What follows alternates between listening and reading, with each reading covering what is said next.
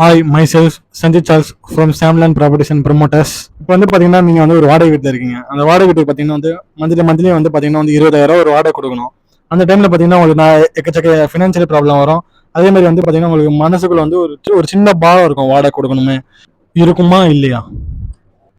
நீங்கள் கட்டுற வாடகை காஸ்ட்டை பார்த்தீங்கன்னா ஹவுஸ் ஓனருக்கு ஒரு இன்கமும் கிடைக்கும். அதே மாதிரி பார்த்தீங்கன்னா அந்த டைமில் வந்து ஹவுஸ் ஓனரோட ப்ராப்பர்ட்டியோட வேல்யூவும் ஏறிட்டே போகும். அவருக்கு வந்து ஒரு கல்லே வந்து 2 மாங்காய். ஆனால் உங்களுக்கு என்ன மிஞ்சிச்சு? நம்ம வாழ்க்கையில் பார்த்தீங்கன்னா 30 வருஷமாக வந்து ஹார்ட் ஒர்க் பண்ணி பண்ணி பண்ணி வாடகை கொடுத்து கொடுத்து அதே மாதிரி வந்து பார்த்தீங்கன்னா வாடகை வீட்டிலேயே இருந்து உங்கள் காலத்தை தள்ளி அண்ட் அதுக்கப்புறம் பார்த்தீங்கன்னா நெக்ஸ்ட் வர ஜென்ரேஷன் வந்து அதே ஃபாலோ பண்ணுறாங்க. நெக்ஸ்ட் டெவலப்மெண்ட் வந்து அந்த ஃபேமிலியில் வர்றதுக்கும் உணர்றதுக்கும் வந்து ரொம்ப லேட் ஆகுது. பிகாஸ் ஆஃப் இதுக்கு முன்னாடி இருந்த அந்த ஒரு ஜென்ரேஷன் பண்ண தப்புனால. என்கிட்ட பார்த்தீங்கன்னா கொஞ்சம் பேர் கேட்டிருக்காங்க, ரியல் எஸ்டேட்டில் வந்து இன்வெஸ்ட்மெண்ட் பண்ணுறது வந்து ஒரு சேஃப்டியாக, அது ஒரு பாதுகாப்பான ஒரு விஷயமான. ஆனால் வந்து அவங்ககிட்ட வந்து நான் சொல்கிறது என்னன்னா ஒரே ஒரு விஷயம் தான். இப்போ நீங்கள் வந்து ஒரு ஸ்டாக் மார்க்கெட்டில் போய் இன்னைக்கு இன்வெஸ்ட்மெண்ட் பண்ணுறீங்கன்னா அது வந்து இன்னைக்கு ஏறும் இறங்கும், ஏற்ற இறக்கும் என்றைக்குமே இருக்கும்.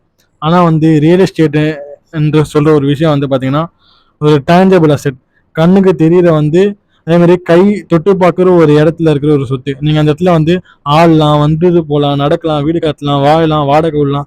அது மாதிரி வந்து எல்லாமே நீங்கள் வந்து உங்களோட லைஃப்பை பார்த்தீங்கன்னா அந்த லொக்கேஷனில் வந்து நீங்கள் வந்து ஸ்பெண்ட் பண்ணுறீங்க, அனுபவிக்கிறீங்க.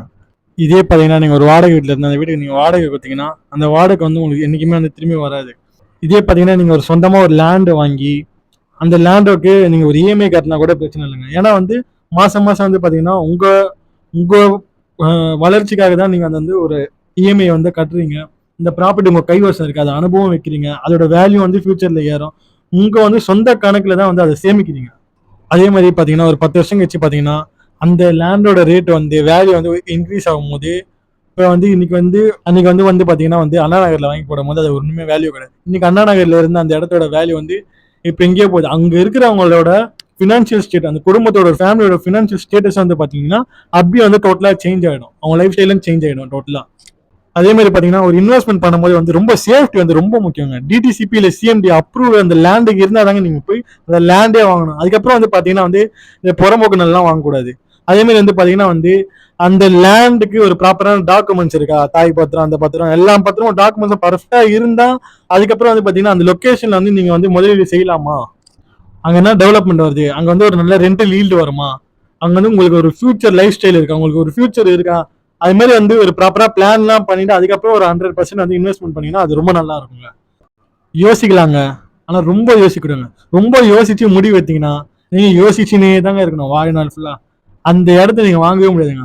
ஆனால் நீங்கள் தைரியமாக அந்த இடம் வந்து ஒரு ப்ராப்பரான ஒரு வெரிஃபிகேஷன்லாம் பண்ணிட்டு அந்த இடத்துல இன்வெஸ்ட்மெண்ட் பண்ணீங்கன்னா நாளைக்கு வந்து ஒரு நல்ல ரிட்டர்ன்ஸ் வருங்க உங்களோட இன்வெஸ்ட்மெண்ட்டுக்கு. உங்க உடனடியாக போய் இன்வெஸ்ட் பண்ணுங்க.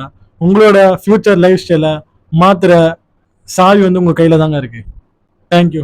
நம்ம சேனலை வந்து லைக் பண்ணுங்க, சப்ஸ்கிரைப் பண்ணுங்க, சப்ஸ்கிரைப் பண்ண மறந்துடாதீங்க.